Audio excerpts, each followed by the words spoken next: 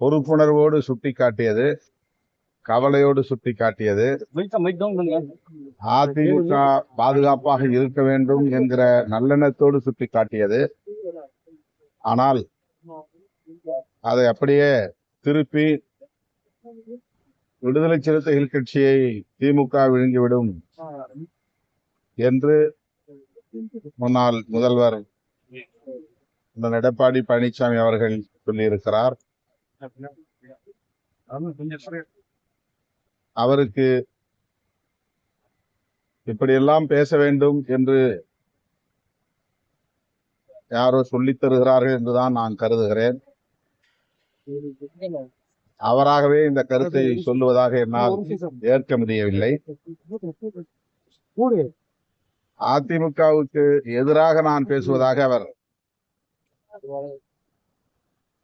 நினைக்கிறார் என்று கருதுகிறேன்.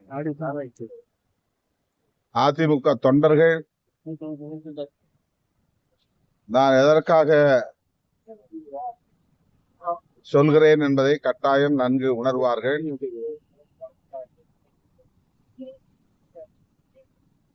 அண்ணன் எடப்பாடி பழனிசாமி அவர்களும் உணர்வார். ஆனால் சேராத இடந்தண்ணில் சேர்ந்திருக்கிற சூழலில் அவர் இப்படியெல்லாம் பேசுகிறார் என்று நான் கருதுகிறேன். அப்படி பேசினால் நான் அதை பற்றி வருத்தப்படுவதற்கு எதுவும் இல்லை. இந்த விசிகா மீது அக்கறையின் காரணமாக தான் எடப்பாடி பழனிசாமி பேசுறாரு. 2001 விடுதலை சிறுத்தைகள் கட்சி ஓரிரு பொது தேர்தல்களை தவிர மற்ற அனைத்து தேர்தல்களிலும் திமுக கூட்டணியோடு தான் பயணிக்கிறது.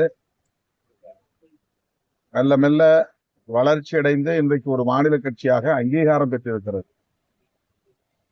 வளர்ச்சி அடைந்திருக்கிறதே தவிர வீழ்ச்சி அடையவில்லை. ஆகவே இதை அவர் திரித்து பேசுவதற்கு என்ன காரணம் என்று தெரியவில்லை. சார், வேப்பமுத்து கிராமத்துல அந்த தேர் ஒரு ஒரு பகுதிக்கு போகாம இருந்தது. அது குறித்து நீங்க திருச்சியில பேசியிருந்தீங்க. இன்னைக்கு எல்லா இடமும் போகணும் அப்படின்னு கோர்ட்ல அதை எப்படி பாக்குறீங்க? பெரம்பலூர் மாவட்டம் வேப்பந்தட்டையில் ஆதிதிராவிட பொதுமக்கள் வசிக்கும் பகுதிக்கு தேரோட்டம் வராது என்று மாவட்ட நிர்வாகம் எழுத்துப்பூர்வமாக அறிவிப்பு செய்தது. கடந்த காலங்களில் எப்படி இருந்ததோ அப்படித்தான் இருக்க வேண்டும் என்று அவர்கள் அறிவித்ததை அடுத்து அந்த கிராமத்தை சார்ந்த பொதுமக்கள் நீதிமன்றத்தை நாடி தங்களுக்கு நீதி வேண்டும் என்று கோரிக்கை விடுத்தார்கள். அந்த வழக்கிலே மூத்த வழக்கறிஞர் திரு பவானி மோகன் அவர்கள் வாதாடினார். இன்று நீதிமன்றம் ஆதிதிராவிட பொதுமக்கள் வசிக்கக்கூடிய பகுதிகளுக்கு முழுமையாக தேர் சென்று வர வேண்டும், அனைத்து வீதிகளிலும் தேர் ஓட வேண்டும் என்று தீர்ப்பளித்திருக்கிறார்கள். மிகுந்த மகிழ்ச்சி அளிக்கிறது. தீர்ப்பு வழங்கிய நீதிபதிகளுக்கு அல்லது நீதிமன்றத்திற்கு விடுதலை சிறுத்தைகள் கட்சி நன்றியை தெரிவித்துக் கொள்கிறது. சார், இப்போ இந்த திமுக ஆட்சியிலேயே விடுதலை சிறுத்தைகளுடைய கட்சி பிடிக்கும் போது எங்கேயும் வைக்க முடியல அப்படின்னு வேதனையோட செம்பாலும் பேசியிருந்தாரு. ஆனா பாஜக உள்ள வந்துடக்கூடாதுங்கிறதுக்காக எவ்வளவு அடிமைத்தனமா வேணாலும் திமுக கூட கூட்டணியில இருப்பாங்கன்னு தமிழிசை சவுந்தரராஜன் பேசியிருக்காங்க. அது உங்க கருத்து?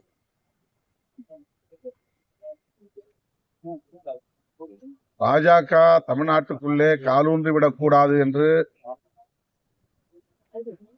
திமுக கூட்டணியில் இருப்பதால் நாங்கள் சொல்லவில்லை. திமுக கூட்டணியில் இருக்க வேண்டும் என்பதற்காகவும் சொல்லவில்லை. அப்படி சொன்னால்தான் திமுக கூட்டணியில் இருக்க முடியும் என்றும் நாங்கள் கருதவில்லை.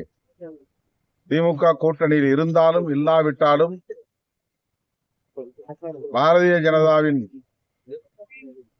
கொள்கைகளை விடுதலை சிறுத்தைகள் கட்சி தொடர்ந்து எதிர்க்கும்.